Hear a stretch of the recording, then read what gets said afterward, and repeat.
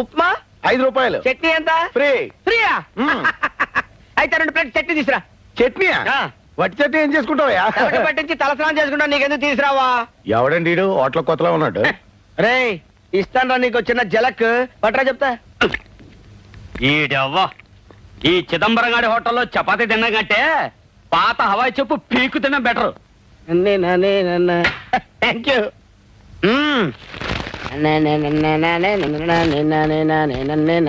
జబరొట్టి చట్నీ తింటే happy happy happy. ఏం చేసుకుంటారు ఏడికి ఎందుకు?